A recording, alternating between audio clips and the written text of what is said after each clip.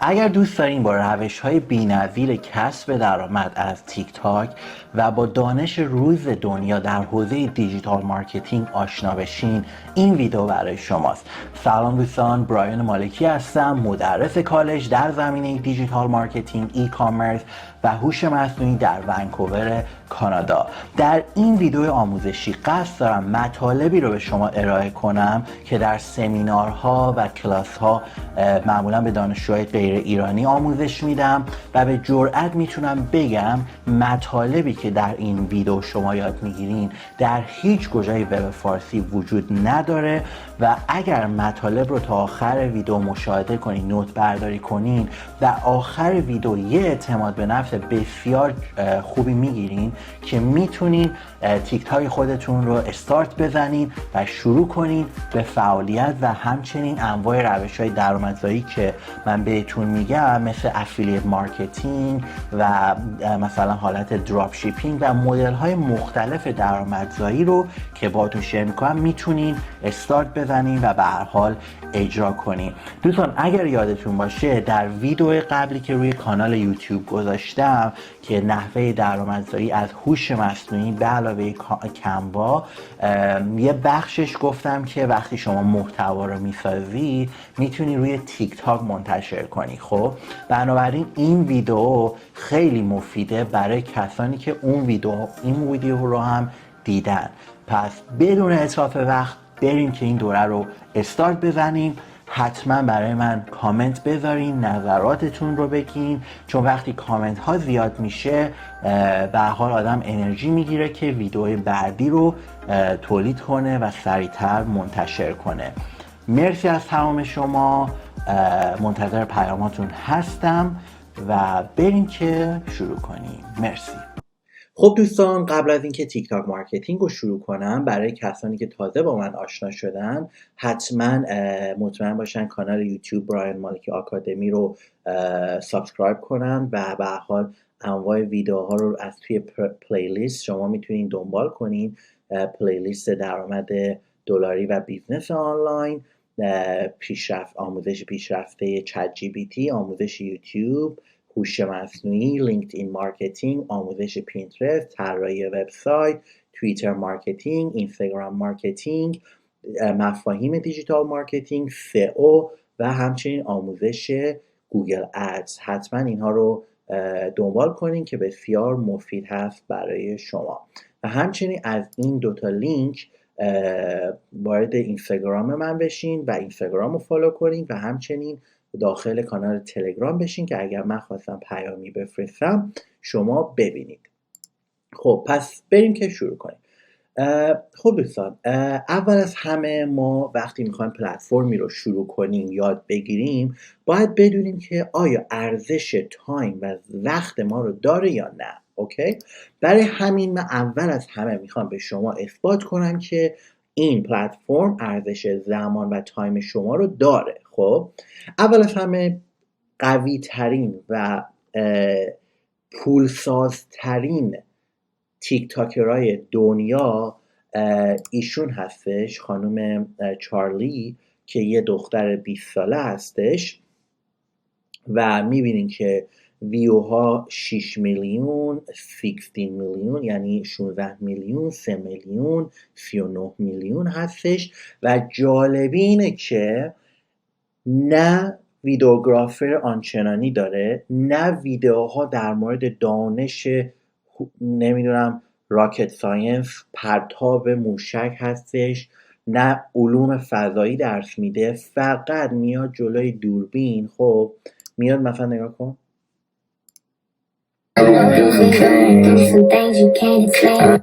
یا مثلا این ویدیو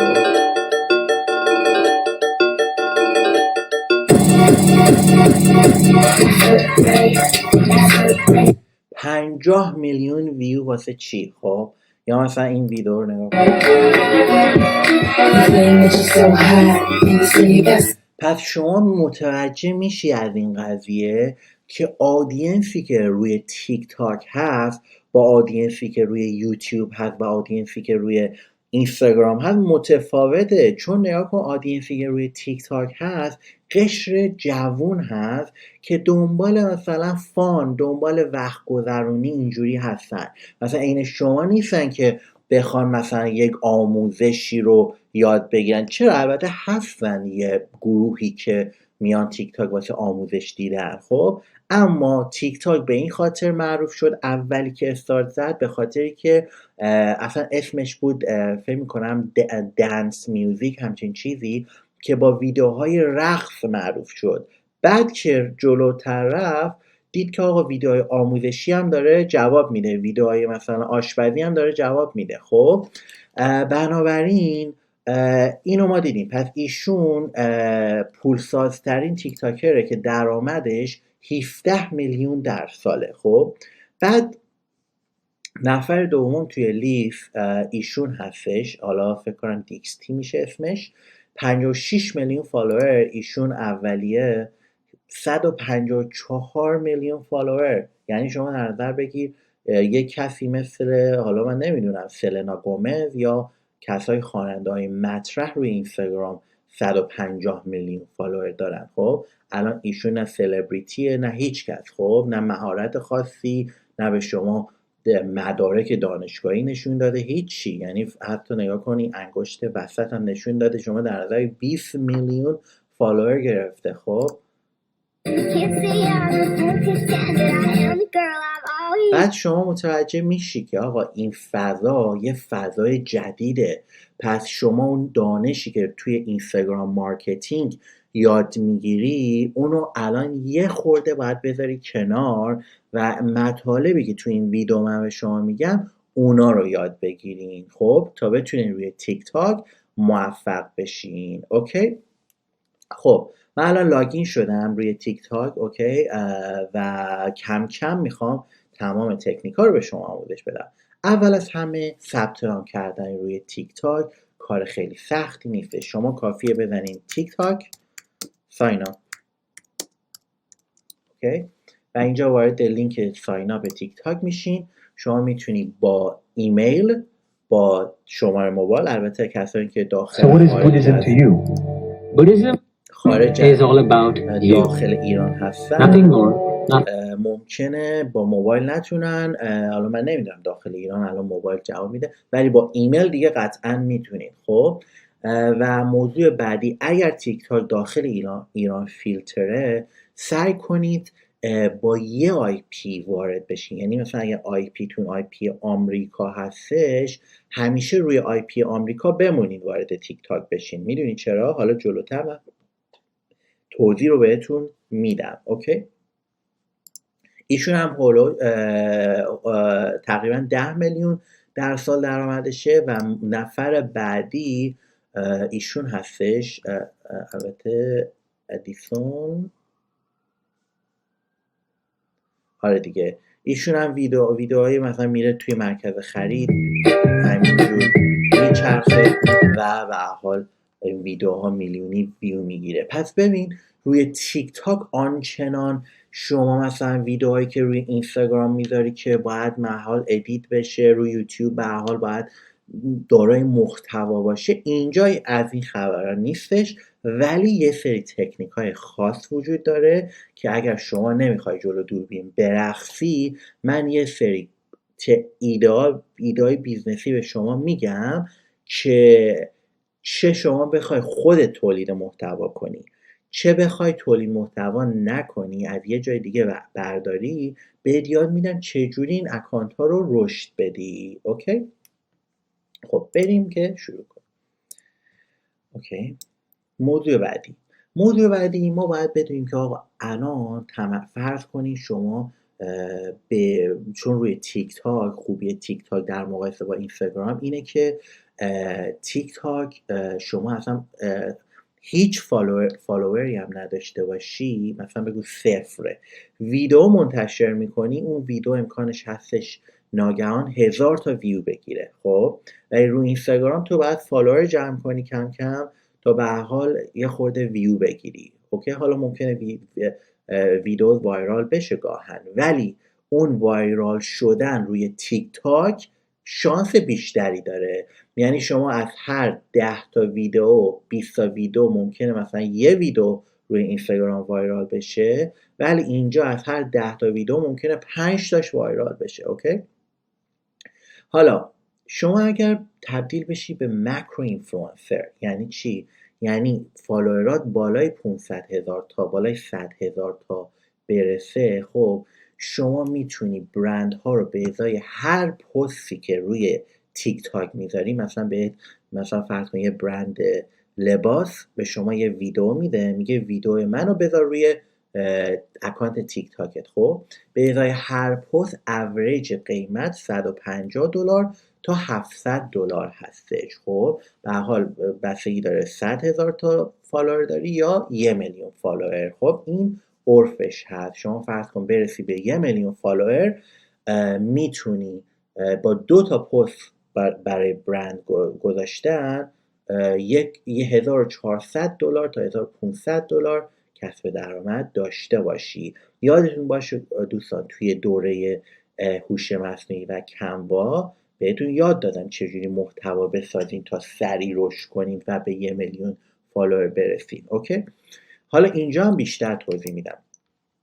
موضوع بعدی این که شما انقدر باید تمرکزت روی پیدا کردن اسپانسر برای ویدیوهات باشه که پولی که تیک تاک قراره به تو بده ناچیز باشه. خب نگاه کن، تیک تاک در مقایسه با یوتیوب و اینستا پول زیادی نداره که به کانتنت تولید کننده های محتوا بده. خب مثلا روی یوتیوب ممکنه به ازای هر 1000 تا ویو شما یه چیزی بین مثلا $5 تا $15 یوتیوب بهت بده. خب اما روی تیک تاک قیمت اینه، یعنی فکر کن مثلا میشه 1000 تا ویو تقریبا 40 سنت، یعنی کمتر $1 رو تقسیم بر 2 کن میشه 40 سنت. خب تقریبا حالا 50 سنت 40 سنت. اوکی؟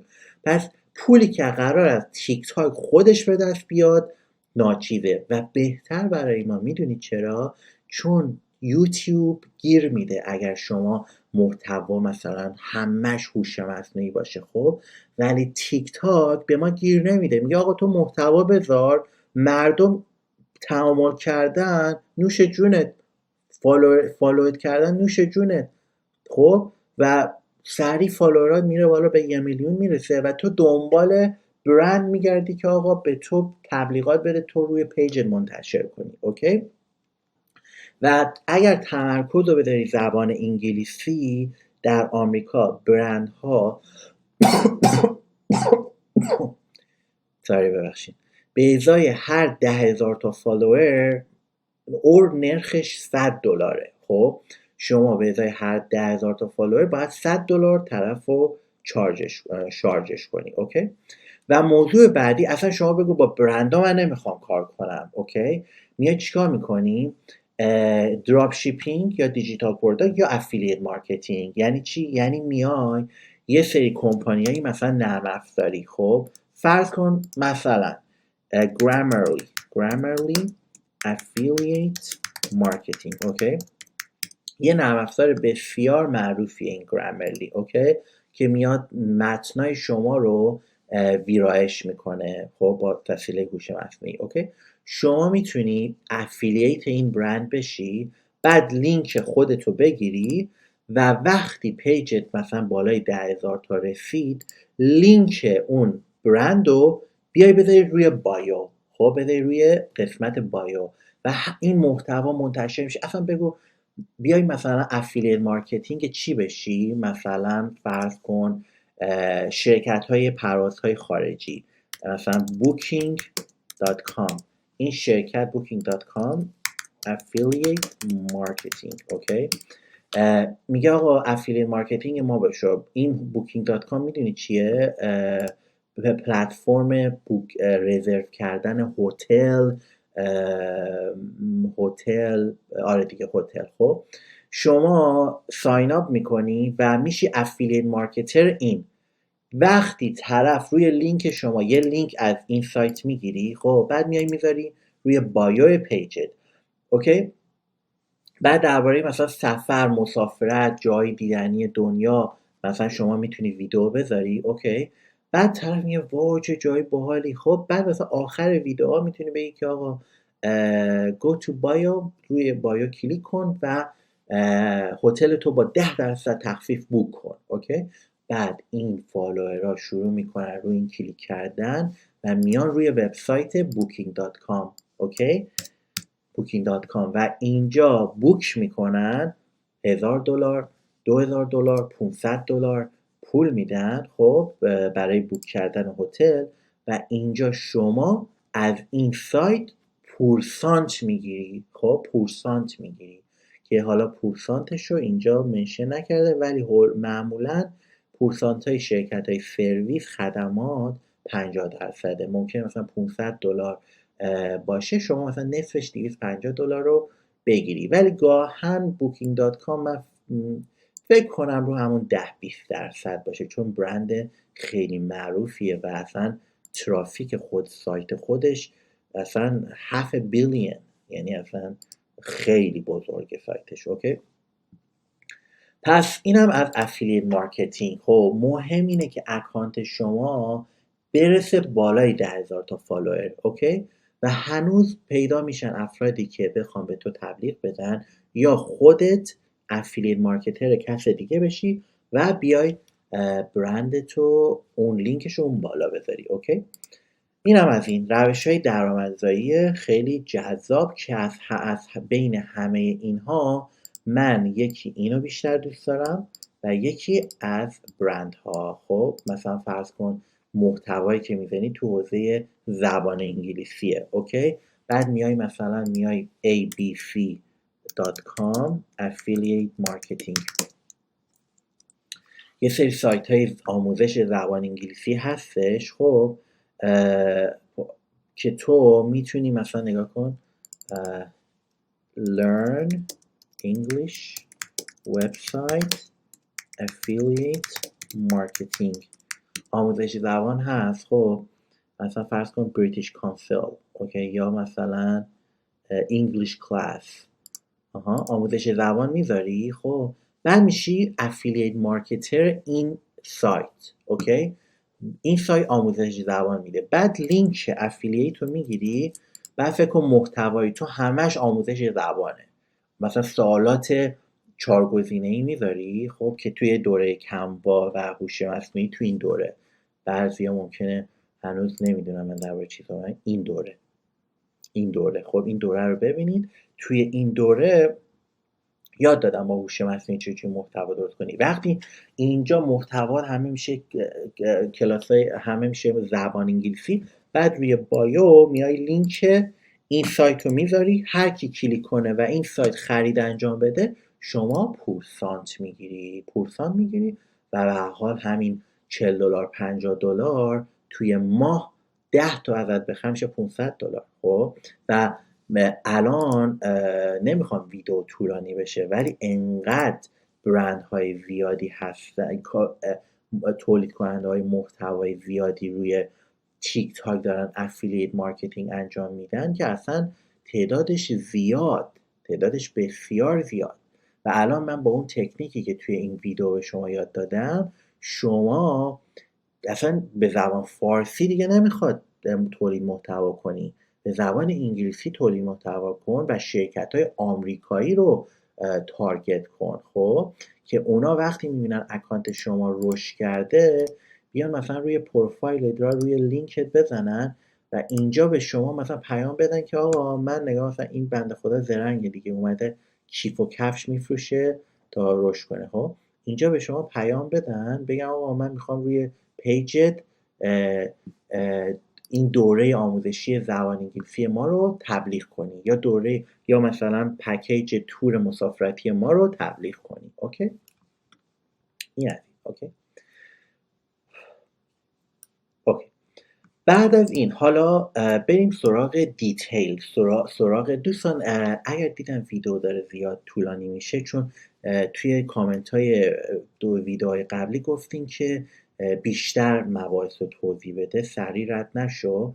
ولی خب نمیخوام ویدیو 2 ساعت بشه. خب اگر دیدم طولانی شد جلسه دومش رو شروع میکنم، یعنی تا اینجا میریم جلو بعد قطع میکنم جلسه دوم منتشر میکنم که خیلی براتون سخت نباشه. اوکی، حالا خیلیا ممکنه الان مثلا بگن شروع کنم تیک تاک رو شروع نکنم. دوستان اصلا تیک تاک چیزی نیستش که بتونی نادیدش بگیری. میدونی چرا؟ چون اینستاگرام طی 8 سال رسید به 2 بیلیون یوزر ماهانه اکتیو.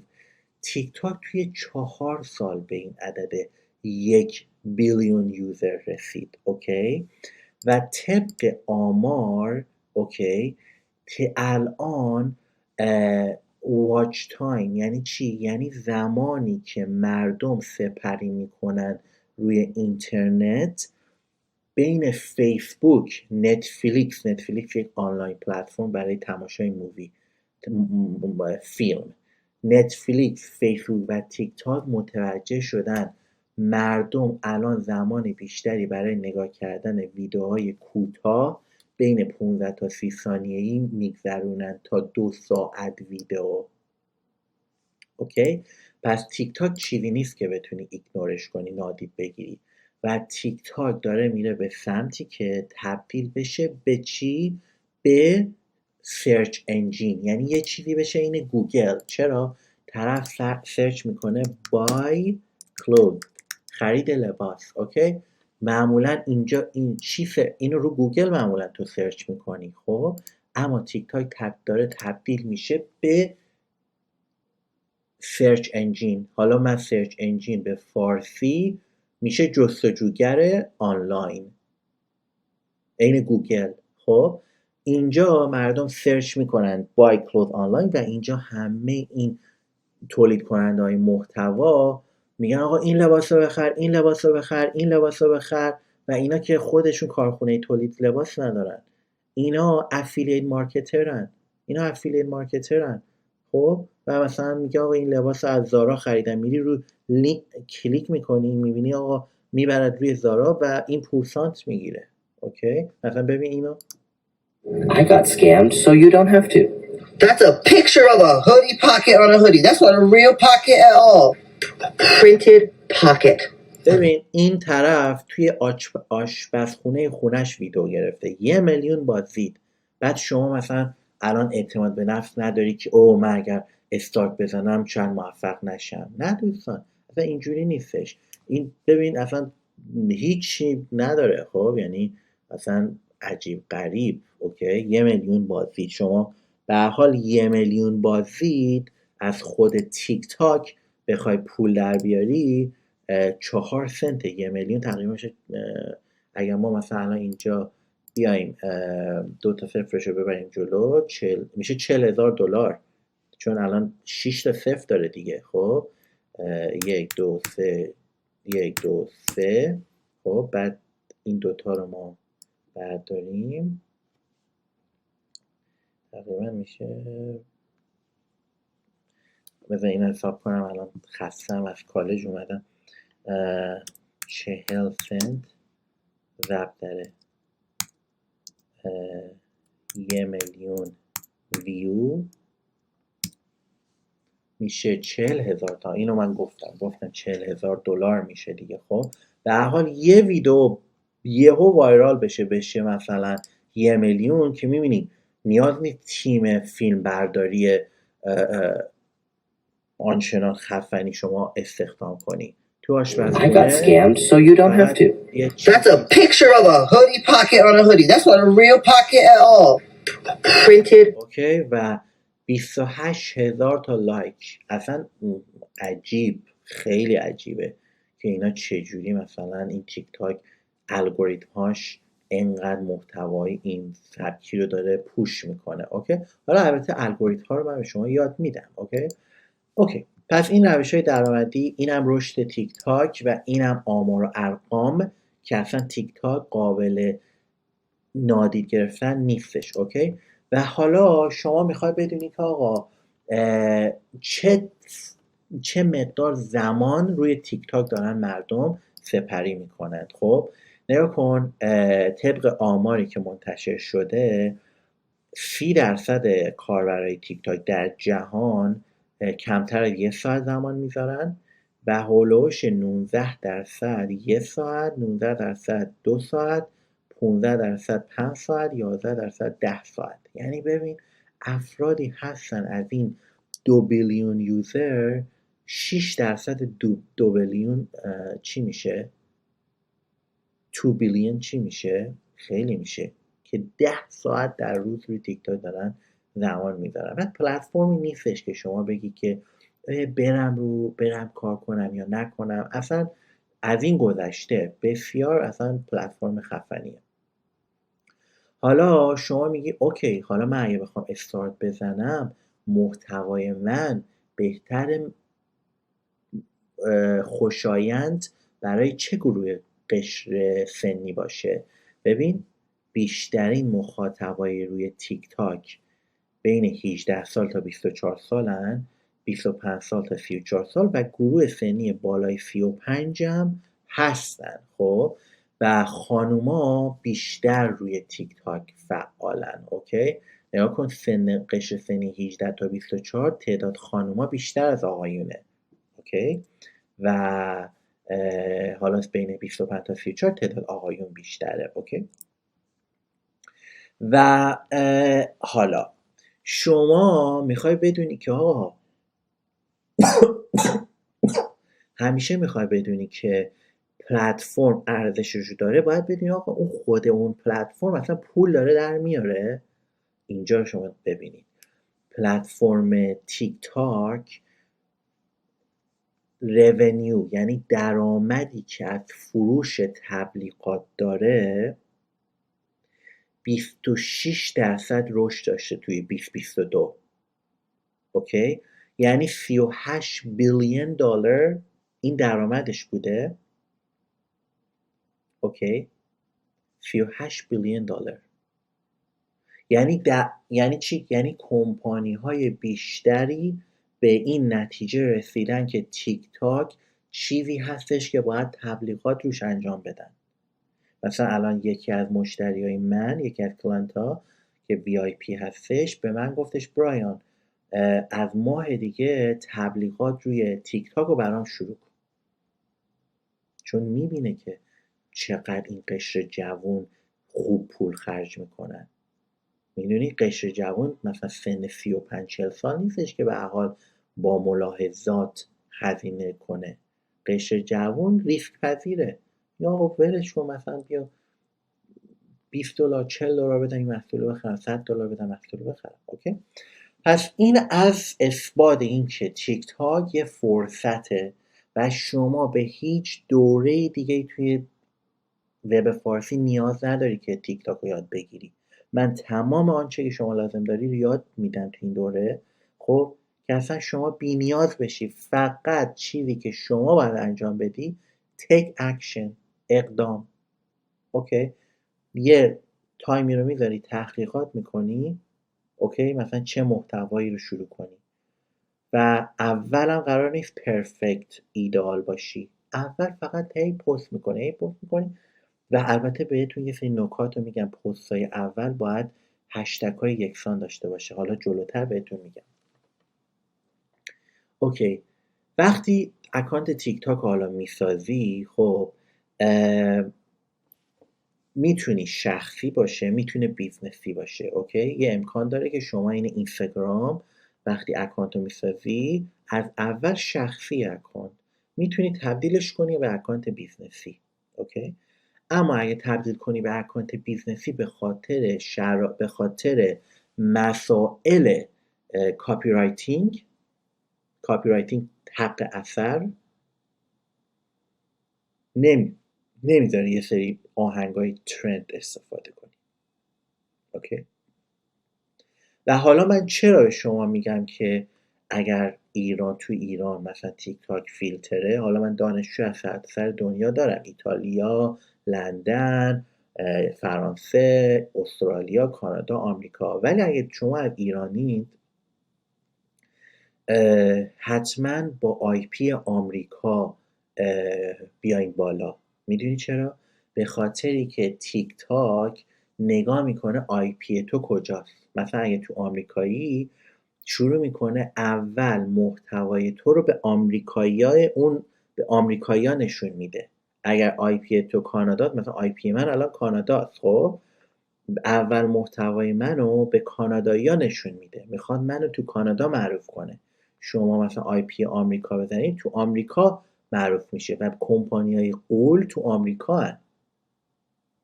یعنی مثلا منم ترجیح میدم آی پی رو عوض کنم بزنم آمریکا. اوکی، برندهای آمریکایی هزینه‌های، شما میخوای آدینس مخاطب آمریکایی جذب کنی که بیشترین پولو کمپانی حاضرن بدن. اوکی، و زمانی که به 1000 تا فالوور برسی، اون وقت قادری که لینک روی بایو بذاری. از اول اون فیچر، اون امکان موجود نیست. باید به 1000 تا فالوور برسی، بعد تیک تاک به تو اجازه میده که لینک تو روی بایو بذاری. اوکی، خب اوکی. بعد دوستان شما میخواین ویدیو رو منتشر کنید.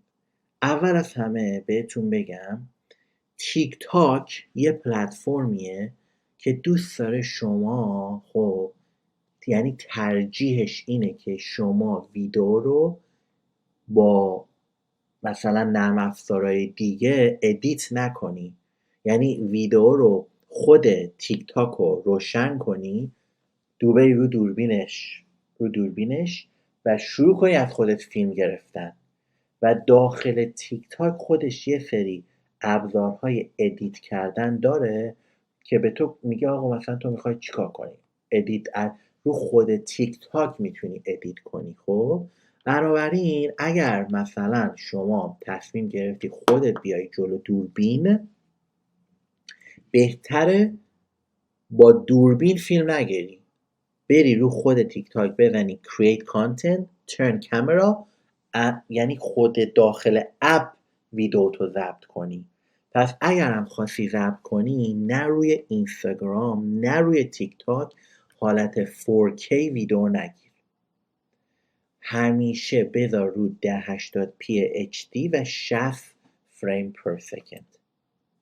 اوکی، ایدئال ترین اینه که اگر قرار ویدئویی مثلا وایرال بشه، این ایدئال ترین فرمتشه. چون میدونی اگر غیر این شما فرمت بذاری، خب اگر بیشتر بذاری، تیک تاک مجبور میشه اونو مثلا به سایز پایین تر کاهش کیفیت بده. اوکی، یعنی کیفیت رو میاد کم میکنه. اگر کمتر بذاری، خب به حال ویدیو از لحاظ یه سری استانداردها ممکنه ضعیف باشه. همه شما الان دوربین موبایل هایی که دارین میتونین برین روی کامرا ستینگ و روی رکورد ویدیو و این آپشن رو گزینه رو فعال کنید و روی اینستاگرام و تیک تاک همیشه با این فرمت ویدیو رو ضبط کنید. اوکی، و حالا برای برای ادیت کردن ویدیو، خب نگاه یه همچین فضایی هست. وقتی تیک تاک رو باز میکنی، اینجا میگم کامرا، بعد این کنارش ابزارهای ادیت کردن ویدیو هسته. شما این دکمه رو میزنی، دکمه قرمز رو شروع میکنی سلام دوستان، امروز میخوام به شما مثلا این موضوع رو آموزش بدم یا مثلا هر چیزی دیگه. اوکی، و بعد که ویدیو رو درست کردی، میتونی آقا از این ابزارها مثلا بیای چیش رو زیاد کنی، نور رو تنظیم کنی، روش متن بذاری، روش آهنگ بذاری. حتی آهنگ گذاشتن هم شما نیاز نیست بری از جای دیگه آهنگ برداری، از رو خود تیک تاک میبینی زده اد ساوند، آهنگ برداری بذاری. اوکی، حالا این برای کسانی که میخوان خودشون ویدیو تولید کنن. اگر اون روشی که تو هوش مصنوعی یاد دادم، دیگه شما نیاز نیست اصلا ادیت اینجا انجام بدی. شما آلردی رو موبایلت ویدیو رو داری، خب و فقط آپلود میکنی، منتشر میکنی. اوکی، تموم شد رفت. اوکی، خب حالا دوستان بریم سراغ این که چجوری ما اکانت تیک تاک رو رشد بدیم، چجوری ما اکانت تیک تاکمون رو به سریع ترین حالت رشدش بدیم. خب حالا بذارید من ببینم این ویدیو طولانی شد، ببینم چقدر اسلاید هست. 13 شد. آره خب بذار این رسیدیم به وسط ویدیو. اوکی من الان ویدیو رو اینجا میبندم، ویدیو دوم و همین امروز تولید، یعنی همین الان اینو قطع کنم، میرم ویدیو دوم رو میذارم که بعد از اینکه شما اینو دیدین سریعا بریم ویدیو دومم مشاهده کنین که خیلی این ویدیو طولانی نشه. من الان پس اینو قطع میکنم، میرم ویدیو دوم رو از اسلاید 13 شروع میکنم آموزش دادن. توی ویدیو دوم قرار آموزش بدم که چجوری حالا اکانت رو ساختی، چجوری الگوریتم ها رو بشناسی، چجوری اکانت رو رشد بدی و یه سری 5 تا ویدیو اولی که روی تیک تاک میذاری یه سری کارها رو باید انجام بدی. اگر انجام ندی اکانت رشدش کند میشه. اوکی پس برم که من ویدیو دوم بسازم. مرسی دوستان، میبینم.